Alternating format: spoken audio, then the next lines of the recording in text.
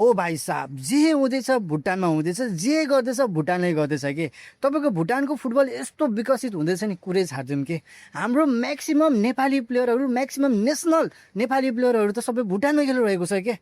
हाम्रो फुटबल त ध्वस्तै छ र यस्तो अवस्थामा पनि भुटानले चाहिँ हाम्रो खेलाडीहरूलाई चाहिँ ट्रस्ट गरेर चाहिँ अवसरहरू दिइरहेको छ नि। त्यसैले हामी सबैले चाहिँ भुटान फुटबल फेडरेसनलाई चाहिँ थ्याङ्क यू सो मच भन्नै पर्छ के। सबैजनाले कमेन्टमा चाहिँ thank you so much Bhutan football federation भनेर लेख्न चाहिँ नबिर्स्नु होला है। तपाईँलाई थाहा छँदैछ हाम्रो पूजा राणाले अस्ति भर्खरै थिम्पू सिटीमा आबद्ध हुनुभएको छ। थिम्पू सिटी अहिले एकदमै टपमा रहेको छ होइन, नम्बर 1मा रहेको छ। 9वटा खेलमा तपाईँको एउटा पनि गेम हारेको छैन, 9वटा खेलमा 9वटा खेल के गरेको छ त जितेको छ।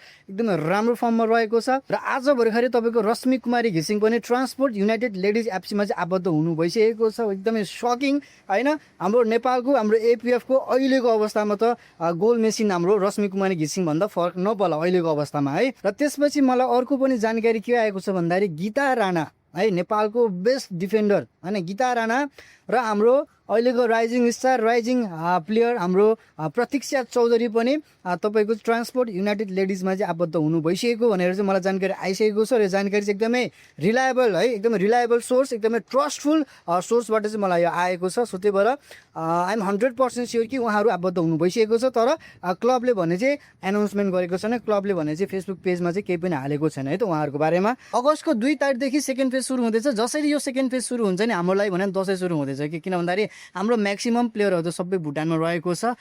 सबैजनालाई धेरै धेरै धेरै बधाई रहेको छ। र विशेष गरी त अझ धेरै बधाई चाहिँ म कसलाई दिन चाहन्छु भन्दाखेरि चाहिँ प्रतीक्षा चौधरीलाई, किन भन्दाखेरि प्रतीक्षा चौधरीको पनि यो पहिलो अन्तर्राष्ट्रिय क्लब रहेको छ, पहिलो विदेशी क्लब रहेको छ ट्रान्सपोर्ट युनाइटेड लेडिज है। सो उहाँलाई पनि धेरै धेरै धेरै धेरै बधाई रहेको छ। र जाँदा जाँदै सबैजनाले पुनः एकपटक चाहिँ भुटान फुटबल फेडरेसनले चाहिँ धेरै धेरै धेरै धन्यवाद भनेर चाहिँ कमेन्ट गर्न नबिर्स्नु होला। किन भन्दाखेरि भुटान फुटबल फेडरेसनले गर्दाखेरि नै आज हाम्रो चेलीहरूले चाहिँ यस्तो अवसर पाइरहेको, यस्तो मौका पाइरहेको, यस्तो अपर्च्युनिटी पाइरहेको। So thank you so much Bhutan football federation.